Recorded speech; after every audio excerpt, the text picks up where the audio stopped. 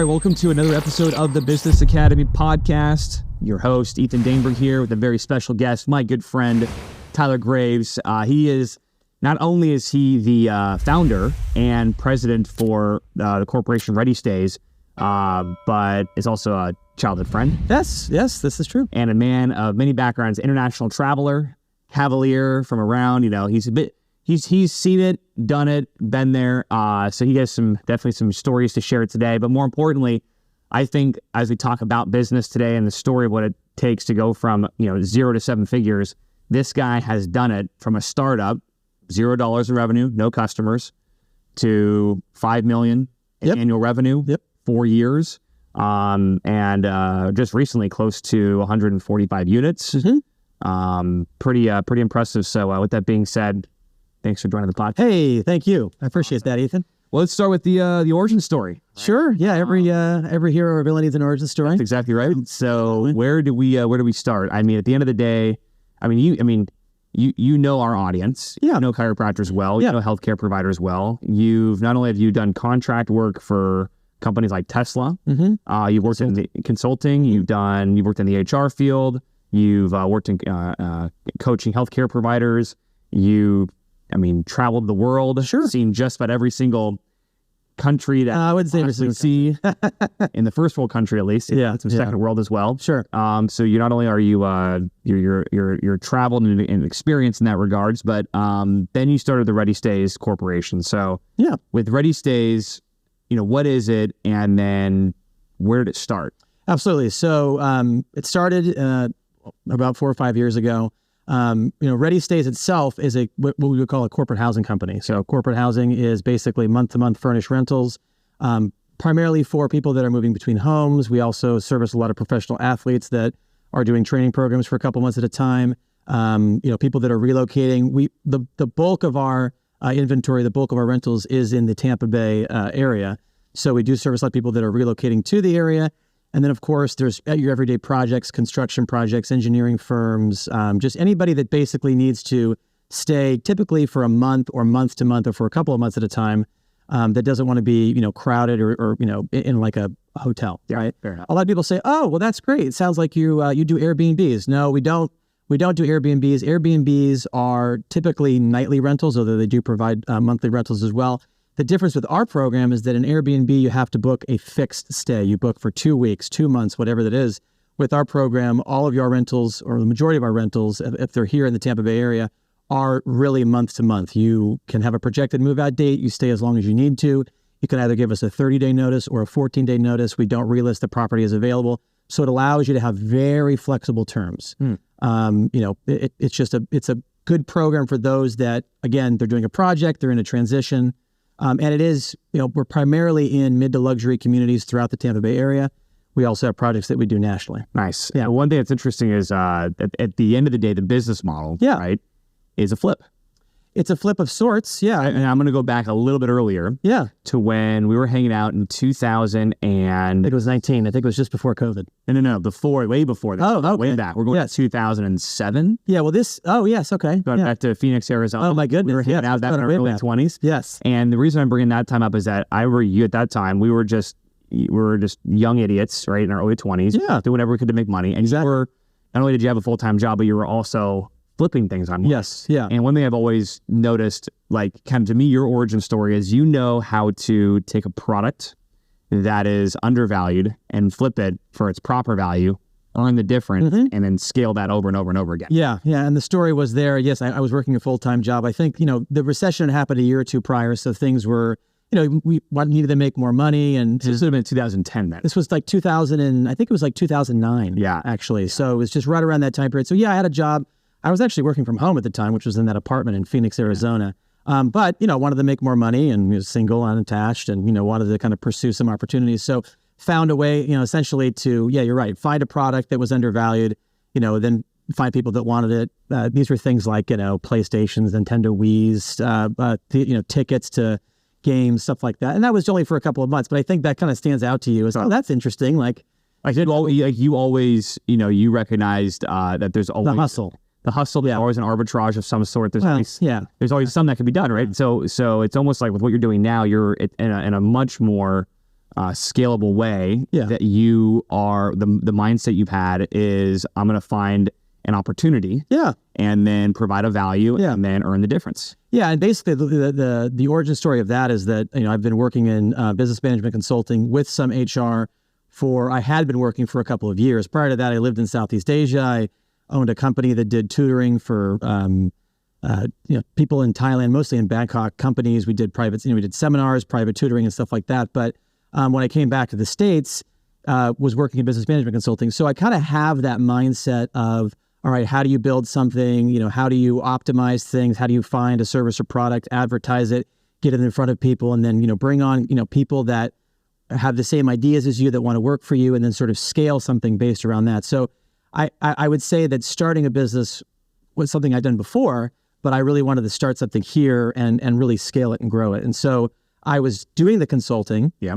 And then the corporate housing, we'll call it the month-to-month furnished rental, sort of started as a hustle, as more of a real estate play. Like, hey, let's test out this market.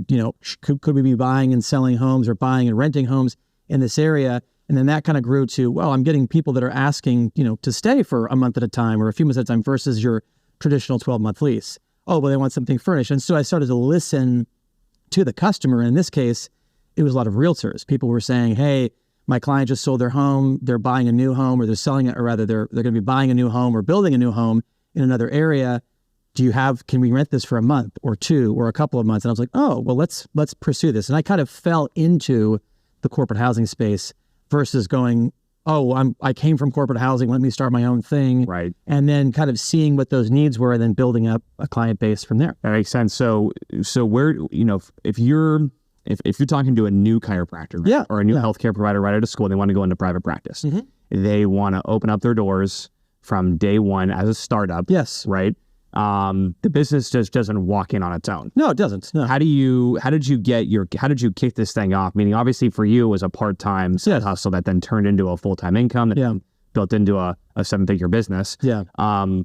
What advice would you give a new startup small business owner as to expectations, workload, importance of generating enough traffic and brand awareness to get enough business to come in? Yep. It's not going to be handed to you. No, it's not. And I would say that I don't know how that works when you're coming out of school and it's like, okay, now I got to start something. But the idea of starting something small, and again, our company, we did not get venture capital. We did not take on a massive loan. We did not get a line of credit or anything like that. So no business loan, no line of credit, no investors, no capital infusion. This just started kind of very organically, and kind of grew based on cash flow. So I would say that the idea of obviously being very ambitious, but not having the stress of, oh my God, I'm dropped into this and now this is the only way I can make money. I think the very fact that I had another source of income and this was a side hustle for about a year. I would even argue a year and a half, maybe even 2 years before I really went, okay, I'm going to stop with the private consulting or the management consulting, drop those clients and then get into this full time because the income was generating, the income was strong enough. And that it grew organically. I mean, I would say that having a very good website. I think that our website, we get a ton of great feedback, readystays.com. Throw a little plug in there. We get a ton of great feedback on our website, our pages, just the way it looks. We have a great presence on Google. All those things count for something. And the traffic did come organically, but the hustle was there. Sales, follow. I mean, every hat and every division of the company had to be filled by, this guy until we brought people on to then fill those shoes. So the idea of just, being dropped into it, it's like, well, this is my only income. I like the idea of you've got another income, you're building this, you're working hard. I still work very hard. It's not like, I rest on my laurels. The company's, no, we're continuing to grow. So I'm always working. But I like the idea of having a product or a service that is so strong and is marketed so well. It sells itself by referrals. It sells itself by a good online presence.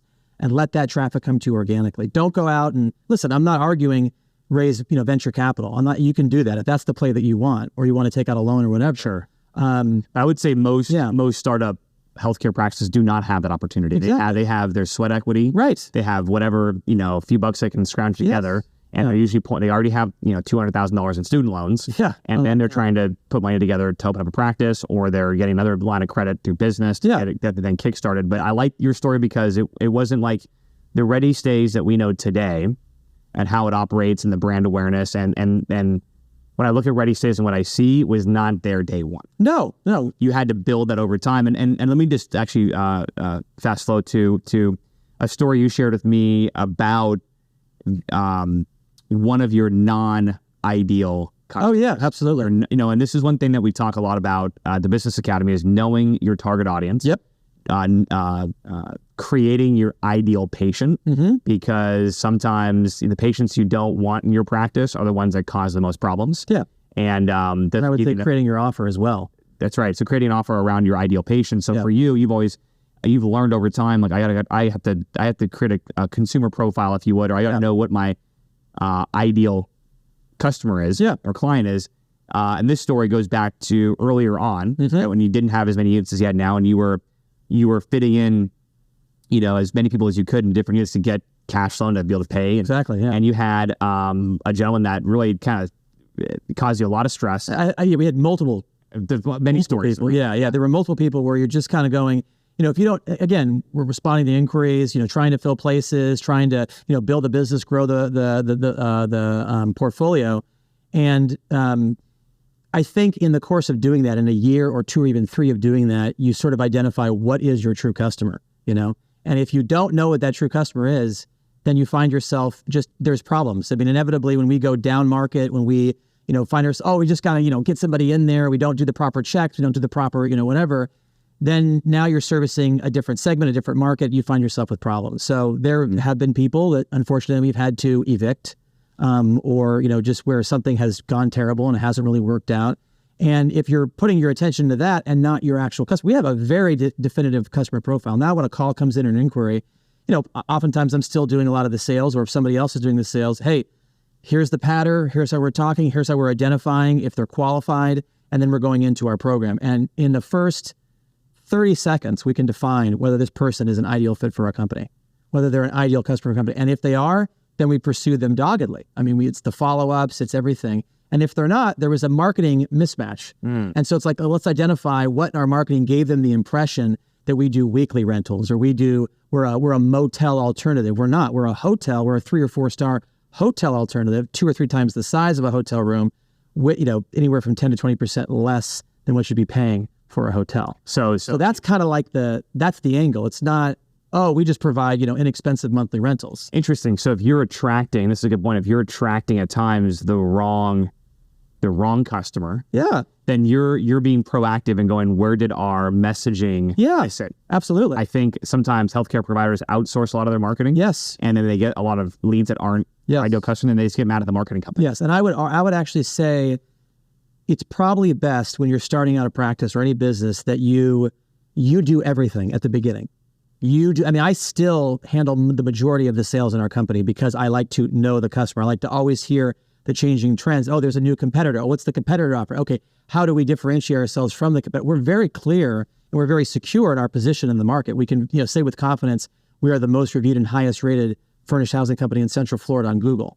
I mean, that counts for something. Absolutely. I mean, and to be able to put yourself, and again, it can be chiropractic, it could be dentistry, it could be anything. Get yourself in a position where you can proudly say something like that. And and it's very objective. It's not, well, we're the best. Oh, okay, yeah, well, everyone's the best, You can proudly say, hey, here's the metric, here's the statistic, here's how we're different, here's what you're going to get, use our program, or... Yeah, well, it's funny because I would say a lot of sometimes at new grads or even experienced doctors right now that are wearing multiple hats. Yes. They don't want to do... The dirty work? The dirty work. Right. And I love the dirty work, and I love to get out of the dirty work. So my thing, and this actually worked really well in the business management consulting, was do the work, get into the pits. It's stinky, it's rough, it sucks, it's this, it's that, you're dealing with the crap, but you're tuning. If you're on the phone with a customer and this isn't a marketing fit. Well, if you just outsourced your marketing, how do they know, right? But if you've handled your marketing from the very beginning and you know your customer, you're not having to do marketing forever, but at least you've built out the initial pages, you've built out the initial content, and then you truly know what to tell your marketing company. So now they're imparting what your message is. Right. Same thing with sales. Oh, I just hire a sales guy. Okay, well, if you haven't been in the trenches doing all the sales, how do you know how to train the sales guy? Do the hard work and then pull. I think we talked about this months ago too. Do the hard work and then pull yourself out of the hard work. Turn that hat over to that sales guy. Turn that hat over to that marketing guy because you know and can do everything in that position. That's huge. I think that's really important. So don't get stuck there. Don't get that's where you fail, right? And most guys get stuck there, right? Right. Yeah. So let's move forward then. One thing that I've really admired about how you run your operation is you are very organized. I think I think you are by nature, but also you understand the importance of a good org board, a good org chart. Managing your business by the numbers. Yes. Right. Having processes, procedures, project management, task management. I mean, for most of the years of Ready Stays, it was run by you and virtual assistants. Yeah. Yeah. And then because that's how we scaled. You scaled with no employees and a handful of virtual assistants. Yeah, and it worked. It served its purpose. We don't really have any at this point, but it served its purpose in those initial stages. Yeah, and then but you added that. And then if you're working with, I think whether the audience has experience working with a VA, a virtual assistant, over the Philippines or a different country, you have to be very exact. Very exact. And if anything, to me, I think it helped you dial in. This is just my opinion. It helped you dial in your processes so well because you couldn't have a VA. A VA is a quintessential person. It has to be given exact directions, very clear with exact protocols, exact sequences, exact workflows on how to get from A to Z and what timeline by what in what context.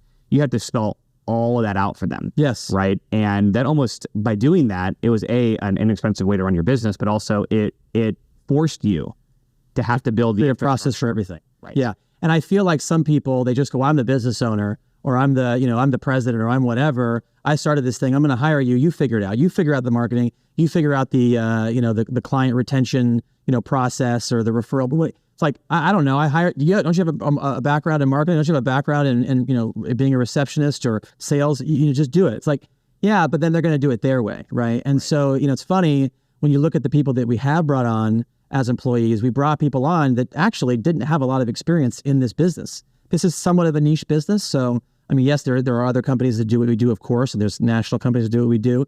But because we've had the training in place, down to video screen shares. Hey, here's how you're going to be paying a vendor bill. Here's how you're going to be, handling a service request when it comes in from. Step by step, a video screen share with additional, checklists. Everything's run by a checklist.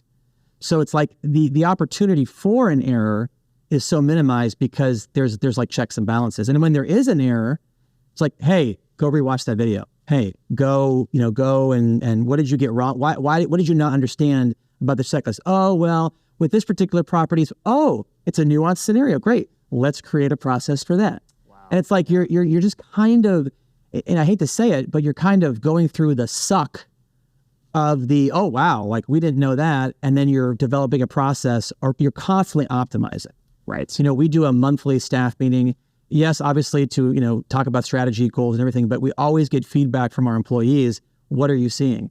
Oh, well, blah, blah, blah. Well, what happened? Oh, well, because that's a new problem. That's a new thing in our industry. How are we now going to change, adapt, roll this out? So it's a constant optimization based on what you run into, not making the same mistake. Right. So getting into your first million in business, right? Yeah. That probably happened in the first couple years. Yeah. Okay. So then, what would that first million in this business? What would that have been like if it was all verbal direction? It would have been terrible. And what's so funny is the efficiency of business is it's amazing. When I see businesses. When we bring on new people and they come from businesses that perhaps weren't as efficient, you see how inefficient a lot of companies are. We've consulted large, multi-8-figure companies that were just a migraine. Completely. Right. Yeah. And the same tools, it's funny, the same tools that apply in a small business can be scaled and they can apply to a mid-size or even a very large business. What I don't like is I hate bureaucracy. That's what I'm against. So most of our employees, they work remotely. We do have an office. People can come in, they can work. We'll do meetings when we need to, but we do very few meetings. Meetings, the social, sitting at the cooler. Oh, so that last episode, what'd you think? I think there should be a social environment. We do, every couple of months we do an event with the company, with the employees. We're doing a whole escape room dinner thing next month, and we'll do a thing at the end of the year, and you kind of keep that social culture. But, so many companies, people aren't being used efficiently, and they're unhappy about it. The employees themselves are unhappy about it. You think, oh, well, Joe's likes to kind of be lazy. He can kind of get away with certain things. Actually, Joe is probably unhappy because he's not as productive. So if you keep people productive, they know what they're doing, they have the expectations, then they enjoy work. That's great. But if you just say it's up to you, figure it out. Well, I don't know, you do marketing, you figure it out, Yeah. That's awesome. And so it's interesting you've been able to take this company to where it is now revenue-wise, and you've been able to do it now with about 5 employees. Yes. Yes. Which is great. That's awesome. Not only is it a great model, but I can imagine if you took a business owner that wasn't as highly organized, or didn't put a value on organization and efficiencies and workflows, policies and procedures and structure, you would need 10 employees to run this many units. 15 employees. I mean, it's throwing people at the problem and just keep it fixed. I think that most people, especially when they have enough cash flow coming in, they sit there and say, oh, we always have problems with project management. We always have problems with client retention. We always have problems with whatever it might be. They just go, I'm just going to hire a guy and he's just going to handle that. It's like, well, hold on. Let's figure out where this problem is actually coming from. And that's the hard work, unfortunately, confronting and looking at the hard data and saying, well, this happened because of this reason, not because we didn't have somebody to actually handle it. Totally. So what would you say to, what's one of the biggest mistakes you've made in business that would, if someone else heard that today, would help prevent them from making a similar costly mistake, whether it was in the area of, again, making a poor business decision or risk, or not, something with personnel, or an issue with a customer, or an issue with the, just a typical entrepreneurial, after the fact, you had the light bulb go off and why the hell did I do that? Yeah, I would say not actually being more proactive about establishing or setting up a process. Funny enough, I mean, as much as we're talking about it, I would say there's been times when, for example, there's certain screenings that we have, based on how long somebody is staying. Well, not confronting that, not being like, well, what is going to be our protocol for this? You find yourself getting into trouble and, kind of kicking the can down there. I find sometimes that if you kick the can down the road, you go, yeah, we're going to take care of that. We're going to handle it. I'll take care of that. That's what ends up biting you in the butt. Oh, here's a problem that just came up. Instead of taking the time, delving into it and ripping it apart and establishing what are we going to do about this in the future, because this is going to happen again, or a similar scenario, you just got to go, yeah, I'll figure that out. And you just keep kicking the can. And then wouldn't you know it, 3 months later, you're the same, you find yourself in the same position and go, oh, I noticed that down to marketing too, oh yeah, well, we're in the high, because, there's a seasonality of Florida. We're in the high season. I don't need to focus that much on, increasing our exposure to certain potential clients or on certain platforms that we may be on. We're just always busy, cash flow's fine. And then you find yourself heading into the down season, the slower season, you're like, oh crap, why didn't I, when times were good, why didn't I really put the effort in? And now I'm having, now I'm having problems filling places, or, whatever, you know what I mean? That's where I feel like we could have been better. Personnel wise, we've done a very good job of hiring the right people. And so that's key too. I mean, you have anybody watching, you never want to hire out of desperation. And you've had, you methodically go through the process of finding the right fit. Yeah. Fortunately, I have, my wife has a very great background in HR and recruiting. Shout out to Allison. Yes. So she is very, she's got years and years of experience of interviewing people, finding the right candidates, testing, interviews, that whole process. We're very good with our HR. We have a, employee handbook. We follow, all the procedures and protocols around that. And if you, out of desperation, go, God, the unemployment right now is so low in my city. We just hired somebody, which is a very important role, and it took us 5 weeks to hire the right person. And meanwhile, we're we're swimming in it. This sucks, and we're having to deal with the pains and problems and not having that position filled.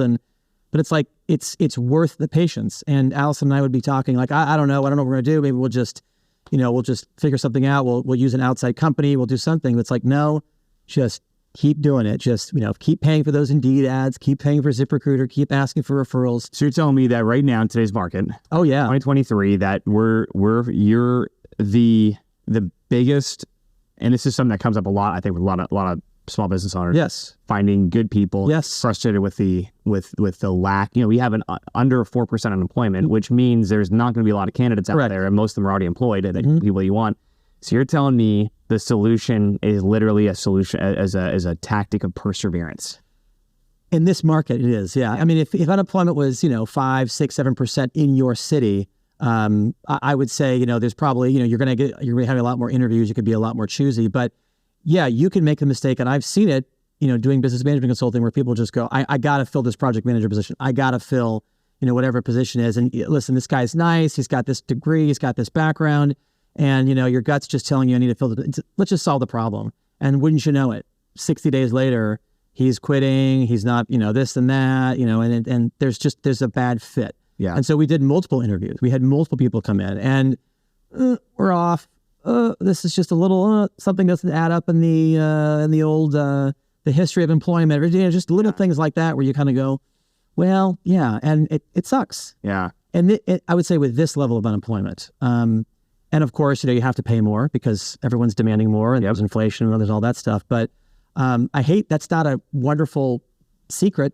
But it's going back to, I think everybody's trying to find a novel thing. There's sometimes it just takes the work. It just takes coping while you organize, right? Just sort of dealing with, that position not being filled, and we're just going to deal with it. And unfortunately, you have enough processes in place and things are stable enough, relatively speaking, where you can keep the show on the road. Yeah. And then when you do get that person, you've got great onboarding procedures. You've got a great training program.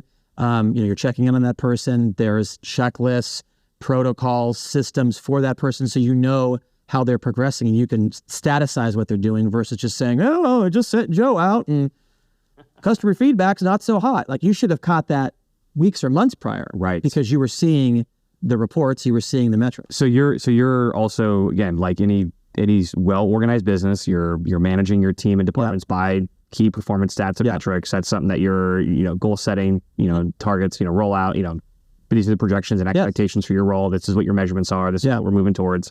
That's not foreign to your business, right? No, not. It's not foreign to any business. I don't care if you're doing pest control, if you're selling corporate housing, if you're, you're in the kite surfing business. I mean, it's at the end of the day, a business is a collection of typically multiple individuals that are simplifying a product or service, right? And in the case of chiropractors, it's more so a service than a product. So somebody could figure out they could read books and they could watch videos and they could, try these different exercises and they could try to solve their pain by themselves, and it would cost a lot of money or it would take a lot of time. A chiropractor organizes things in a scientific way that makes that process simple, so a person can live their life, work their job, be with their family, and get that literally pain point resolved through an expert that organizes things, that has knowledge that this person doesn't have. It's the same with any business. Got it. That's interesting. So if we... Anybody could, if they wanted to, get very creative and figure out their own month-to-month rental. It would be expensive. It would be a hassle. There would be the moving costs, setting up utilities, deposits. Like, you could do it. I suppose you could. Yeah.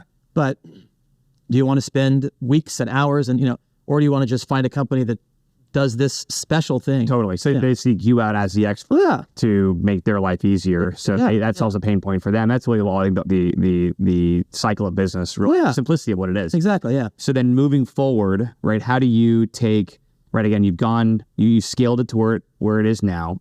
I mean, what's the old phrase? The sea is your oyster. What's that all? Yeah, I guess. Whatever that is. Yeah. The future is yours, basically, right? Yes. So, aren't you, there is a looming recession, interest rates are high, unemployment is going to be a problem in the future, people aren't going to be able to pay, all these worries and problems. Yeah. Do you let them consume your attention, or how do you move through the constant negativity, the constant pushback? I mean, I think we're sharing today your success story and what your best practices are, but you've had your fair share of, ups and downs, kicked in the gut, but the future is interesting because a lot of people tend to lean on uncertainty and worry. And I don't want to make a big decision because of whatever fill in the blank is. So what, for Ready Stays, what's your strategy to continue to scale and to keep pushing the limit on what you guys can do? Yeah, I would say that it's always been very methodical. Our business has been built from the ground with the idea of being lean, with the idea of, I mean, I've been hearing recession for the last 7 years. Right. It's, and again, could we be in a recession now? Were we in last year? When COVID hit, we were in a little mini recession. I mean, it's like, yes, it could always happen. Do I follow current events podcasts? I do. Do I get overconsumed with the news? Of course not. I don't read typically the news. I literally listen to maybe 1 or 2 current events podcasts. What are the big stories? My wife will tell me, oh my God, have you heard about this? Great. I look into that. But to consume yourself with this stuff is you're burning your time that's precious and valuable that can be committed to your business. And you're not making business. This is, I think, the main point. So you're not making business decisions based on that primal negative emotion of worry and fear based on what you're seeing, right? Yes. So I think a lot of times business owners make business decisions based on reactive, they've been focusing too much on all that junk, and now they're making emotional business decisions on that. Yeah.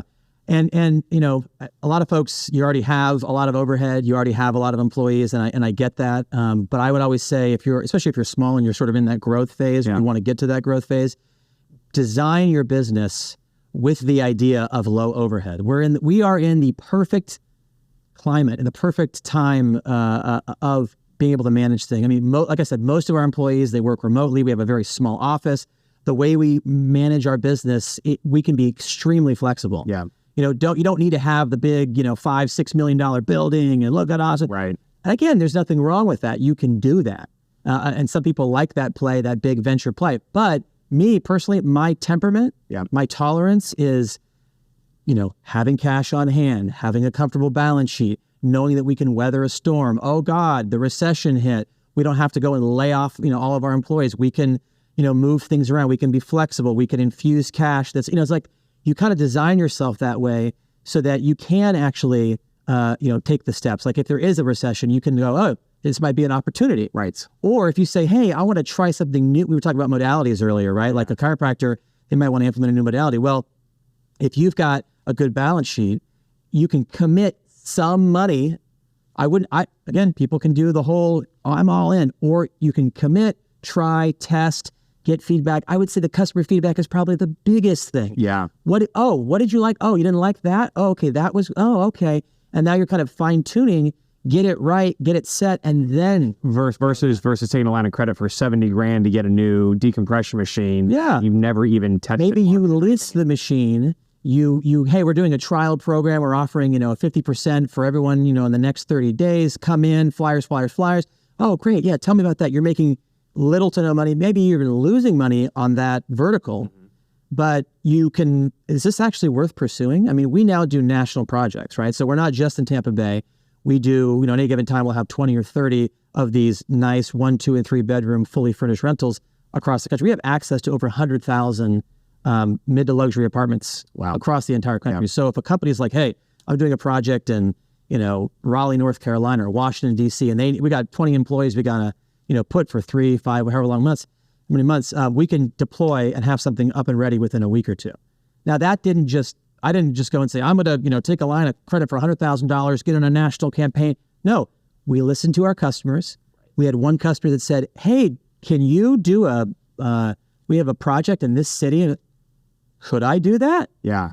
Could I? And I'm gonna add to this too. I mean, you needing to be in phase 2 in so many areas of your business. Yes. Is the only thing that allows you to say yes to that without burdening yourself the 100-hour work week. Yes. Right? Because you still hold on to key hats in your business, but for the most part, you're dreaming, you're future planning, you're looking for opportunities. You have the attention and time flexibility to go, yes, we can run a project over in Raleigh. And know that we can deliver it to client satisfaction, right? So there's actually been times when somebody has quit or something's happened with personnel where we don't have the bandwidth to truly take something on or add 2 or 3 more rentals to accommodate some, and we just turn it down. I mean, it's unfortunate, but I'd rather not deliver. I'd rather obviously cope and organize and figure it out and just make it work. But if I know that I'm not going to be able to deliver a quality product, I'm sorry. Yeah, I can't commit that. Makes sense. And it sucks. Yeah, you see like, wow, that's a lot of money that we're losing, but doing the whole phase 1, phase 2 thing, you're dirty. It's, you're getting in, okay, let's move suddenly in position. Yeah.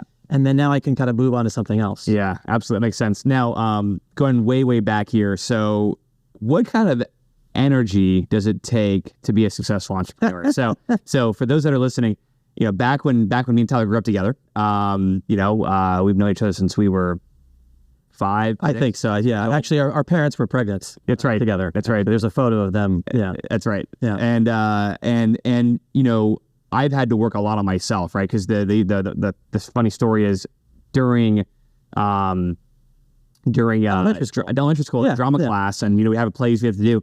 I'm the kid in the corner with behind the tree branch, reading 3 lines, freaked out, and you're the one who's skipping with your tap dance shoes, running out there, and so you kind of innately had this kind of high level of energy. I've had to build on mine over the years, but either way, I've had to learn it takes a lot of freaking energy, man, just to be able to run a company successfully, let alone run it moderately successfully, right? So what advice do you give for people to, whether mentally, physically, don't drink their problems away as a business owner? Yes. But how do you forge such a high level of intensity daily, weekly, monthly to move this thing forward? Yeah. Well, I hate to be, like it's very cliche, but it's the current trend. You get up early.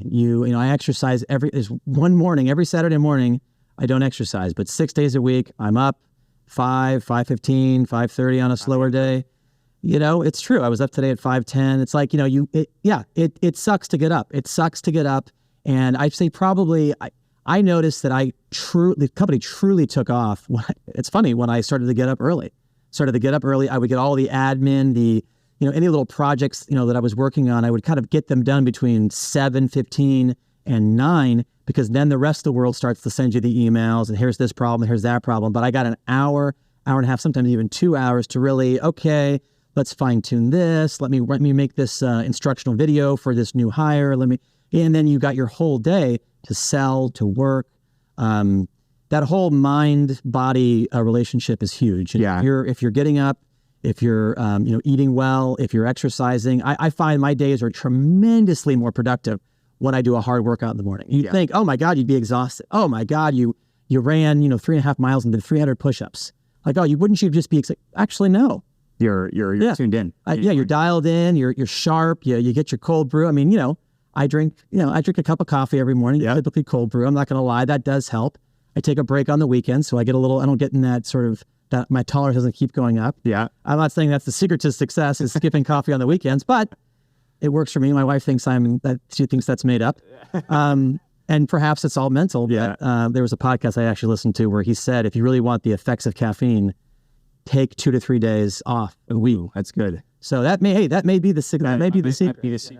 Forget processes. Forget hiring the right people. I think it's the 2-day coffee break. That's it. And I think that you had to listen to the entire podcast to get to the secret sauce of what made you successful. That's it. Again, going from 0 to 5 million in 4 years isn't an easy task, but I think we can take a lot of these lessons from today that you've shared. Yes. Stories you've shared, but it's not anything that anybody's listening hasn't heard before in some capacity. So I think it's a nice reminder of the basics, and it's a nice reminder of how to invest in your business, how to invest in yourself. One thing I like what we just said, it's like getting up early and doing that part of your routine, but then you're spending CEO time for the first hour of the day. Yeah. Oh, easily. On the business. Yes. And some people, I don't have time to fucking work on the business, right? But it's like you make the time. I still struggle with that. Yeah. I mean, I still do a lot of the sales in the company. So there'll be entire afternoons where I'm just, I literally, all I'm doing is taking sales calls, working on some deal, working on some other product. It's like, and it sucks. Yeah. But, and then you find I did nothing on my business today. I didn't do any interviews. I didn't do any whatever.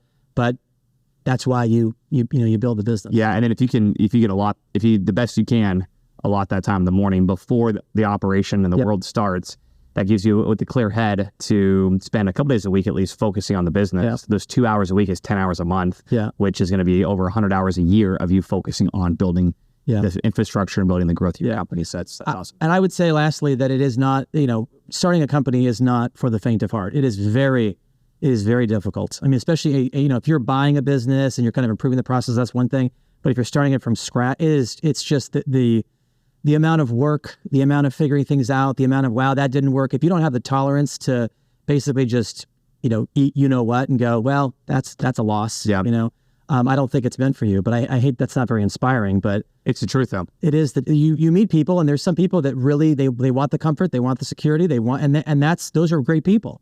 And then there's people that just they can't have it any other way. And if you have that personality, which I would hope people that are in your program do have that personality, they're interested, they obviously want your help, and they want to improve, and And you have to have you have to manage the right expectations. You hope for the best, you plan for the worst, and you move this business forward, and you serve people, your customers, your clients, and in our case, patients. And I hate to extend this a little bit, but I cannot stress enough to do the work. Do the work, do it incredibly well, and then hand that off to somebody when you think you've mastered that hat. I was doing operations for the first 3 years of our business. I was doing everything, every new setup, every time we were moving out of a place, every time we were moving somebody, I was doing all of that. Master it, turn it over, and it's smooth. I love it. Awesome. With that being said, my good man, Tyler Graves, T Graveyard. All Graves. That's right. Exactly. It's an awesome. Appreciate today's conversation. Yes, likewise. Thank you guys for watching. And it's funny, today's a random Wednesday morning. You drove 30 minutes to be here with us over here in Clearwater. You wouldn't be able to do this if you didn't have the flexibility in your schedule and to be how you see to do it. And that just, again, proves more of what you're building here. So love it. Greatest success in the future. I can't wait to have you back on as an 8-figure practice owner, and we'll have a lot of fun. Okay. Guys, that being said, thanks everyone for watching, hanging out. We'll see you for another episode of the Business Academy podcast coming up soon. Thank you. See you then.